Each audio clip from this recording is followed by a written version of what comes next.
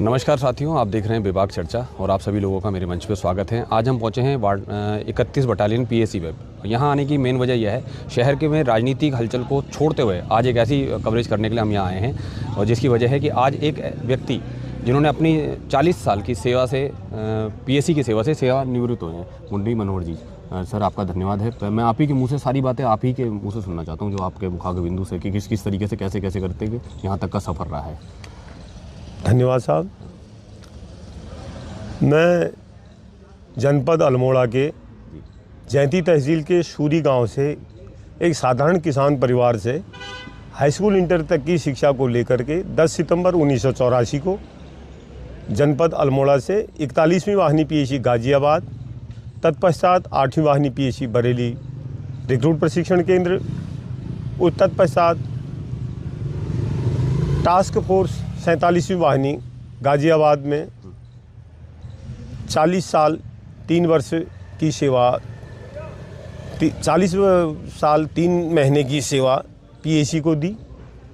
इस दरमियान मैं उत्तर प्रदेश में रह करके उत्तर प्रदेश के दक्षिणी जिलों में चंबल बिहाड़ों में दस्यु उन्मूलन, पूर्वांचल क्षेत्रों में नक्सल प्रभावित क्षेत्रों में नक्सली जिलों से लौटकर उस तत्पश्चात भारत नेपाल सीमा में आईएसआई की गतिविधियाँ और भारत के लगभग संपूर्ण प्रांतों में चुनाव ड्यूटियाँ संपन्न कर धार्मिक स्थलों की सुरक्षा एवं ऐतिहासिक स्थलों की सुरक्षा से लेकर उत्तराखंड राज्य में 27 अगस्त 2001 को इस वाहिनी 31वीं वाहिनी में मैंने पदार्पण किया और बहुत ही आनंदित एवं गौरवान्वित महसूस किया कि इस पर्वतराज हिमालय पर्वत के इन शिवालिक श्रेणियों में बसे हुए इन नगरों में अपनी सेवा देकर तथा तराई जिसकी आत्मा है,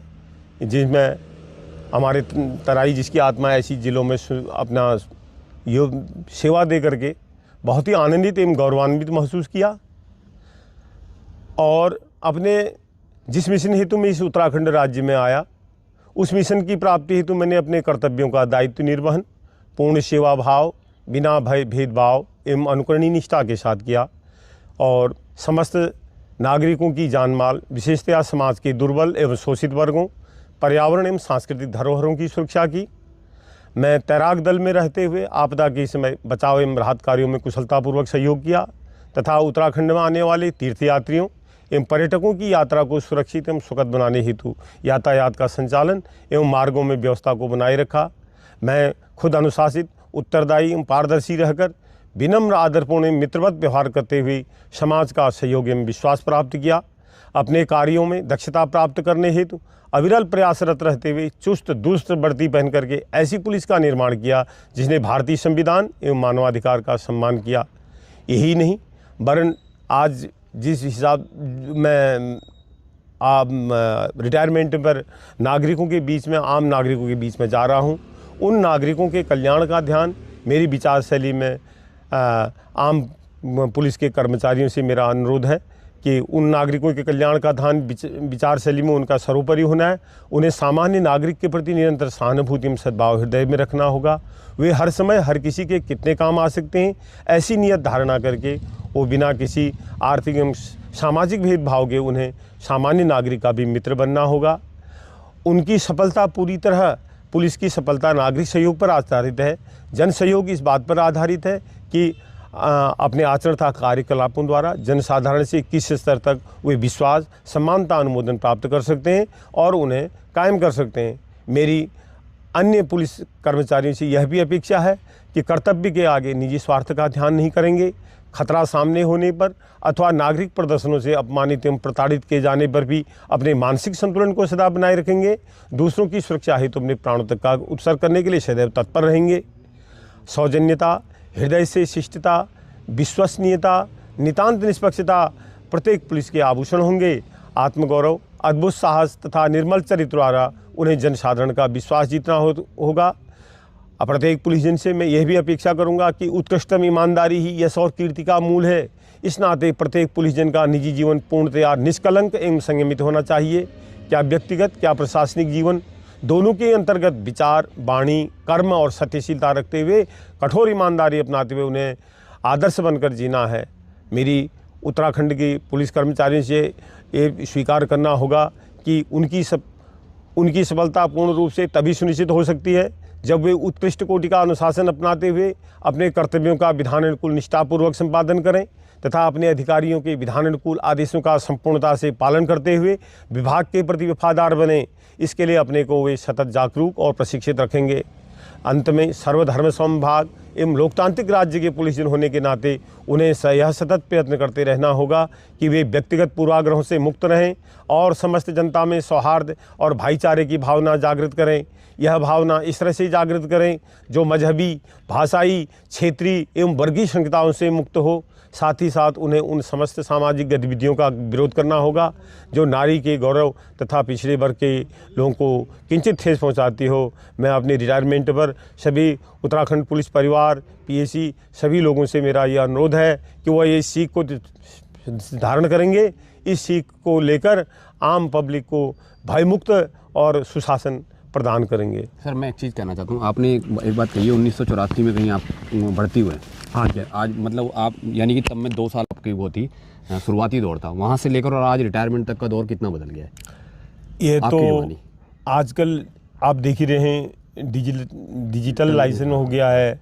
हमारा टाइम चिट्ठी पत्रों का समय था जब घर से अंतर्देशीय पोस्ट कार्ड आते थे और महीने में चिट्ठी आती थी। मेरी बटालियन जैसे गाज़ियाबाद में होगी और मेरी ड्यूटी आगरा के इधर चंबल बिहड़ों में रहती थी, तो मैं उन जगहों पर कम से कम 1-1 महीने में चिट्ठी पत्र आते थे और उसी से हम घर कुशलता अपनी लेते थे। और उससे चिट्ठी मिल गई तो हम जो है अपने को सुरक्षित घर से भी महसूस करते थे और अपना भी खुद अच्छा लगता था। कोई टेलीफोन का वो योग था नहीं और आज ऐसा महसूस करता हूँ कि मैं आज अपने घर में ही नौकरी कर रहा हूँ, चाहे मैं दक्षिण भारत में कहीं महाराष्ट्र में कर रहा हूँ, चाहे नागालैंड कर रहा हूँ। तो यही अंतर है। उसमें पहली सैलरी कितनी थी सर? पहली सैलरी में 185 रुपया मूल वेतन पर भर्ती हुआ, 480 रुपया हमको रंगरूटी पर प्रशिक्षण में पैसा मिला, फिर 364 के मूल वेतन पर भर्ती हुआ तो 631 रुपया मेरी टोटल वेतन थी। आज पहली सैलरी जिस दिन आपको मिली होगी उस दिन की खुशी और आज जो रिटायरमेंट की खुशी है इसके बीच में कितना गैप है सर? वो पहली खुशी, आज तो जिस तरह से ये विज्ञान का युग हुआ और बढ़ती चीज़ें हुई, तमाम प्रकार की फैसिलिटियाँ हुई, उससे जो है पैसों का बचना तो इसमें बहुत कम है। लेकिन उस समय हमारा जो है कोई इस प्रकार का खास वो नहीं था, जिससे मैं उतना वो पैसा भी बच जाता था तो उसका काफ़ी घर वाले भी खुश होते थे, क्योंकि उन दिनों हमारे टाइम पर 50-55 रुपया के गेहूं का बोरा आ जाता था। तो मैं एक साधारण किसान परिवार से थे तो पिताजी बहुत खुश होते थे कि लड़के को हमारे इतने बोरे गेहूं के मिलते हैं। तो ये गाँव में चर्चा हो जाती थी। उनका पंडित जी का लड़का भर्ती हो गया, फिर शादी हो गई, उनका एक फिलिप्स फ्लेटा रेडियो अगर दहेज में मिल गया तो उसमें बहुत कुछ समझते थे उसे। हाँ। तो उस समय का पैसे को मैंने महत्व दिया, आजकल के पैसे को इतना महत्व मैंने नहीं दिया, क्योंकि ये जितना भी आजकल डिजिटाइजेशन जैसे भी हो रखा है ये जो है खर्च में हो जाता है ज़्यादा। 185 रुपये से कई गुना रकम आज बढ़ गई होगी। कई गुना बढ़ गई। 185 रुपये वाला मजा उसी में था, क्योंकि पोस्ट कार्ड से चिट्ठी पत्र आ जाते थे, 5 पैसे का पोस्ट कार्ड आता था। वो कम शब्दों में अपने दिल की सारी बातें लिखना। ठीक है, और वो सादर चरण स्पर्श लिखना, पूरे गांव का हाल पूछना। हाँ। और फिर 1 महीने में बात होना, और आज रोज बात होने में वो मजा नहीं है। सास ससुर जी को पत्र लिखना। हाँ। माता पिताजी को पत्र लिखना, उनमें बड़े अच्छे हिंदी के साथ भी, जैसे आपकी भाषा शैली से वो सारी चीजें समझ रही है। परम पूजनी माता पिता तुल्य सास ससुर जी के चरणों में इस तरह से लिखा जाता था। आजकल कोई बच्चे इस प्रकार से पहचानते नहीं। हाँ, शुरुआत की 4 लाइन हर किसी की चिट्ठी में वही होती थी, वो सब चीज़ें होती थी। और आज मैं कहता हूँ आज रिटायरमेंट होकर वो जो 19 साल का लड़का यहाँ आया था, आज 19 साल का लड़का वो जो 60 साल की उम्र के बाद वापसी जा रहा है, कितना परिवर्तन आपके अपने क्षेत्र में हो गया है? अपना परिवर्तन ही है इस समय जो भी है, उस समय का वर्णन नहीं कर सकते। उसमें मेरा जो हमारा जो जीवन था, दौर अच्छा था या आज का दौर अच्छा? वो अब कुछ चीज़ें उस समय ही ठीक थी और कुछ समय अभी ठीक है। जैसे हमारा रहन सहन उस समय बहुत ही पुअर था, जैसे शौचालय वगैरह नहीं होते थे, जंगल झाड़ियों में और जैसे इस तरह से बाहर जाना पड़ता था, लाइट की सुविधा और इतनी ज़्यादा टेंटों में रहते थे। उन टेंटों में जो है लालटेन जलती थी, मट्टी तेल 36 लीटर मट्टी तेल जो है उपलब्ध होता था। वो मट्टी तेल जो है, मट्टी तेल से जो है लालटेन जलते थे, उन लालटेनों से हम लोग अपना जीवन यापन करते थे। ये तो काफ़ी दिनों तक रहा। अभी लकड़ी जलती थी चूल्हे पे। एक पीएसी का ट्रक जब हमारा यहाँ से धारचूला या उससे ऊपर छिरकिला पांगला की तरफ जाता था तो कम से कम 5 कुंटल लकड़ी लेके चलते थे, और उसी में बैठना भी पड़ता था उसी में। आज हाईटेक युग आया, इसमें हमारे पास आज तो बस 2-2 बसें हैं, और 2-2 ट्रक भी जा रहा है, बस भी जा रहा है, और बड़ा आनंद। 84 के उस सिपाही में जी, और आज 2024 के सिपाही में कितना फ़र्क है?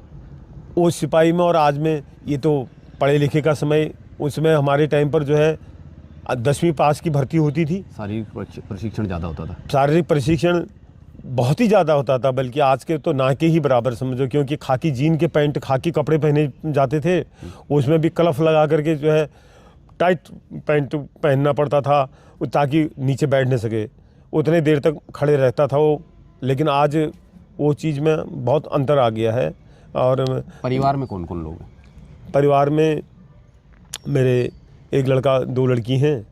एक लड़की इंग्लिश से एमए करने के बाद अभी हाल ही में जो है बागेश्वर ज़िले में इंग्लिश की लेक्चरर हुई है, देवतोली राजकीय इंटर कॉलेज देवतोली में जी। और एक कन्या अभी कोचिंग ले रही है देहरादून से, वो भी एमए बीएड है, समूह गाँव से कोचिंग ले रही है।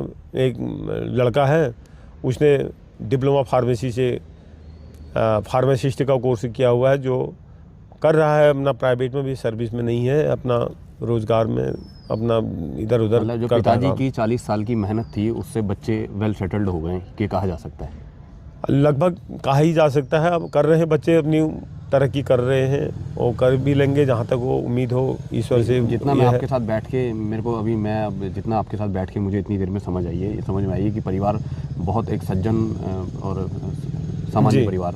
जी सर, मैं आप एक वैसे भी मैं एक ब्राह्मण परिवार से हूँ, और संस्कारवान भी अपने आपकी बचपन से रहा। भाषा शैली आपकी बता रही है। और उनका भी मार्गदर्शन, मेरे बड़े भाई राजकीय इंटर कॉलेज के प्रिंसिपल से रिटायरमेंट थे, उनके बच्चे, पूरा परिवार मेरे सब शिक्षित हैं, टीचर अध्यापक हैं सभी बच्चे।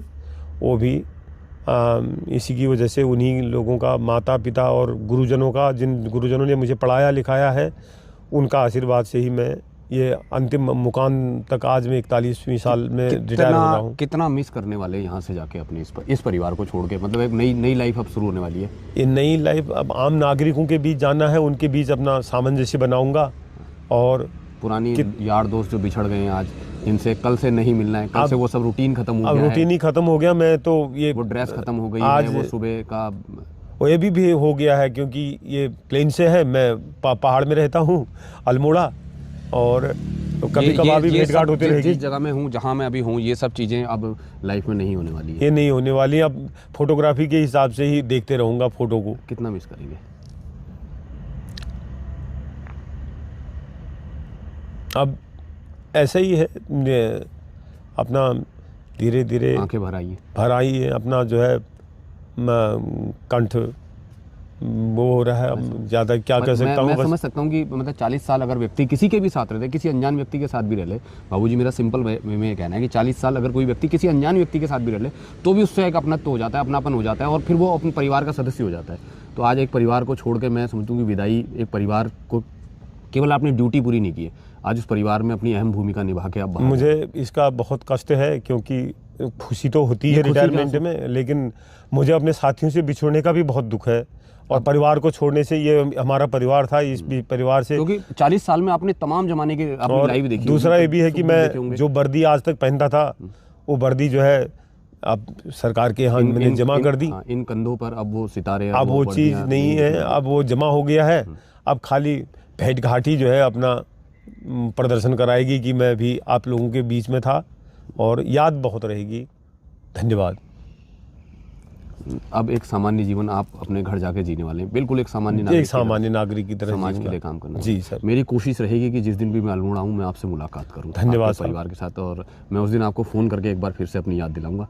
और ये मेरा सौभाग्य रहेगा कि अगर मेरी मुलाकात अल्मोड़ा में आपसे हो जाती है तो। धन्यवाद सर। ठीक है, धन्यवाद साथियों, बने रहिएगा हमारे साथ बेबाक चर्चा में इसी तरीके के लिए। और आज एक व्यक्ति जिसने अपनी लाइफ के एक लंबा टाइम अपनी एक नौकरी में दिया है, वो आज यहाँ से बिल्कुल करुणामय हृदय से मतलब भरकर यहाँ से विदा ले रहे हैं। और मैं आगे के आपकी लाइफ के लिए आपको बधाइयाँ देता हूँ। बस मैं एक छोटा सा व्यक्ति हूँ, मैं इसके अलावा और कुछ नहीं कर सकता हूँ। मेरी कोशिश रहेगी कि मैं अल्मोड़ा आकर आने वाले समय में आपसे मुलाकात करूँ, आपके परिवार के बीच में लोगों का हाल जानूँ, आपके साथी जो पुराने साथियों से आज आप मिलने भी जा रहे हैं, 40 साल पुराने साथियों से मिलने जा रहे हैं, एक तरह की आपने टीम छोड़ दी और एक नई परिवार में आप मिलने जा रहे हैं, तो आपका उज्जवल भविष्य की मैं कामना कर सकता हूँ। मैं इससे ज़्यादा और कुछ आपके लिए नहीं कह सकता हूँ। तो साथियों, ऐसी लोगों से आगे भी मुलाकात करवाते रहेंगे, बने रहिएगा हमारे साथ। मैं अनिल रावत बेबाक चर्चा में आपका स्वागत करता हूँ।